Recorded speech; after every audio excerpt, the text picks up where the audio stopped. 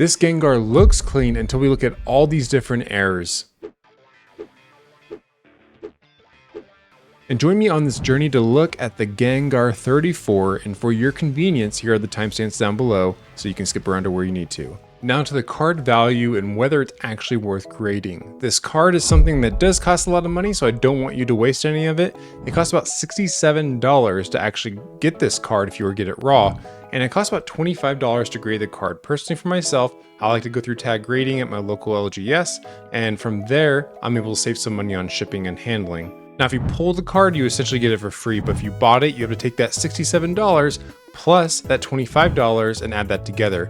Now, the only way you're coming out ahead really in this is if you get a tag 10 at $360. Otherwise, if you get tag 9, it's only $86 and you already spent $93. With that said, let's go ahead and move on to the centering. Now, the centering is the most fun part for me personally because you get to actually use the science and the math behind all of it to determine the grade. Now, for the front of the card, we're scanning that and then putting it into DegreeGrading, which is a website I like to use. It is free to use for anybody, just a couple advertisements for yourself. This card was incredibly hard to actually get centered on the front because that holographic film on the front, I couldn't see the right side border. So I had to play around with it to get where I want, but I think it's actually proper. We'll see when we get the grade back.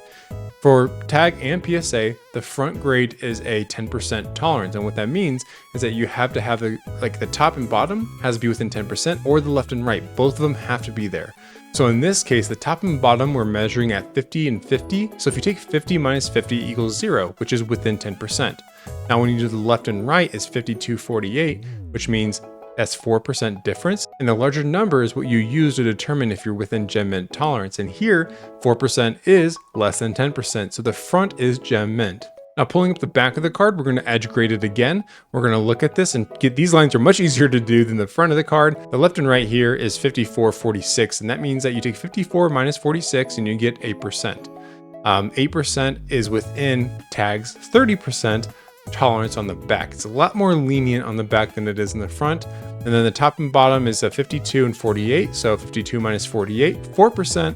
Again, 4% is within 30%. So as of right now, we have a gem mint card just on the centering alone. Let's go ahead and move over to the front of the card and take a look at the surface.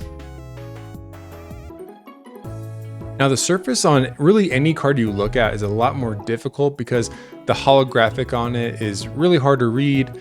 You can't really tell if there's discoloration or dots. They hide really well in incredibly textured cards or cards like this that are very bright and have a lot of texture marks or after effects. I'll call it after effects on the card.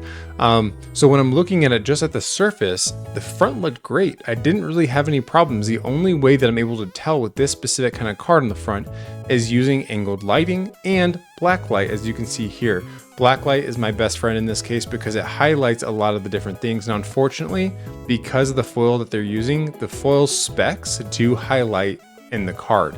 So I can't tell if certain things are actual issues or if they're part of the actual card texturing.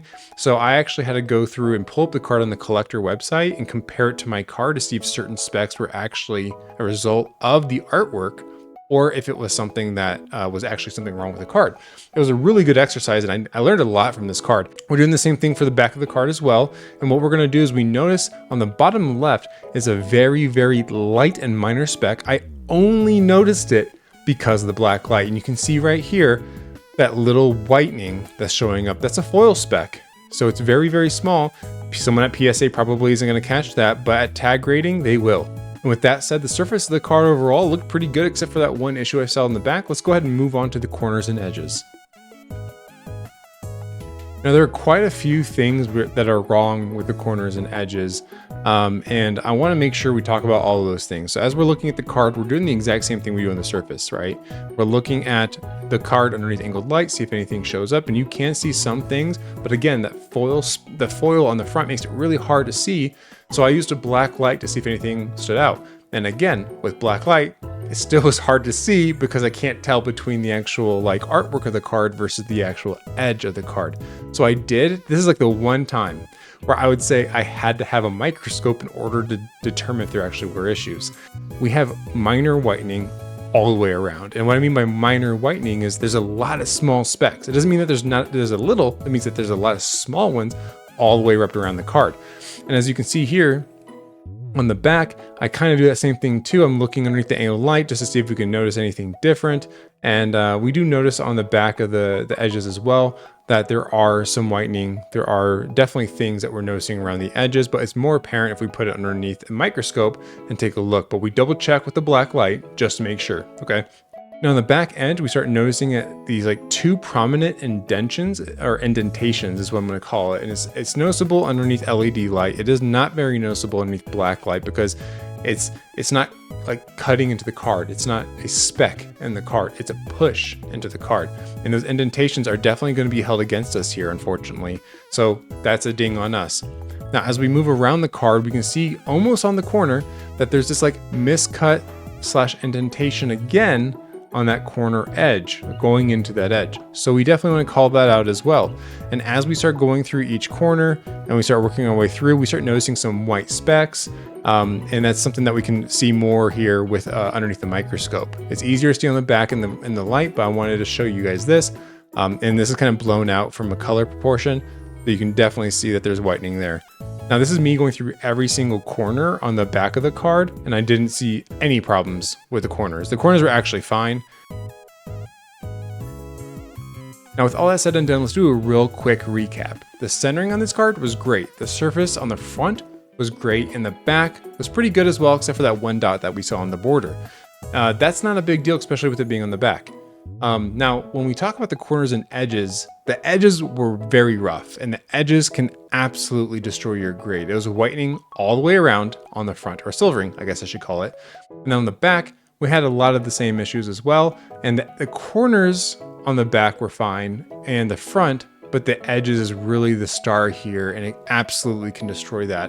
So even though the card's in relatively good condition, like with the holographics, it's actually quite messed up. It would be really good for you for like a binder card, as long as you're not taking a black light or a microscope to it. It looks pretty good, but I definitely think this is gonna fall between that 7 to 8 category. Now, originally I would say it's at an 8, but because the very two small indentions that we saw on the back of the edge of the card, that generally impacts the card more than just normal edge wear. So I will have to say it's a 7 is where I predict it to be. It could even be at a 6, but I haven't graded anything that's come back that low yet, so I'm not sure what that looks like. So I'm gonna go with the 7 on this grade prediction. I wanna know if you would leave your comment down below, what grade do you think this card deserves and gets based on the review that we did? Hurry up, leave it down right now, because we're gonna switch over to the grade reveal. Now this is my third card back from TAGGrading. I had the Charizard, I had the Venusaur, and now this is the third one. I do want to add a little story before we do the grade reveal. This card I bought off my best friend. He's had it in his binder for a while, didn't take good care of it, and that's why it's in the condition it's in. So I bought it off of him, and here we are now. So let's go ahead and do the proper grade reveal now. Now look at that beautiful slab from Tag, absolutely gorgeous. And we get a near mint 7, which is exactly what we predicted. We were estimating between a 6 and a 7, not 100% sure, but it looks gorgeous. I think the thing that we'll need to look at is how much the actual corners and edges and things actually impacted it. I could see it going less than 7, so let's go ahead and check out the TAGGrading report and see what popped up. So the first thing we're going to do is pull up the Tag website. I'm logging into my account, which you don't have to do. You can just look up the certification here, and it gives you the population, the card rank, and chronology of that card. But at the top, this is where we get the bread and butter. It gives you the corners, the edges, centering, surface, and dimensions of the card. And surprisingly here, not much on the edges. The corners, we said nothing. Edges, we said that we should have something, at least the dent and a lot of silvering around the entire edge.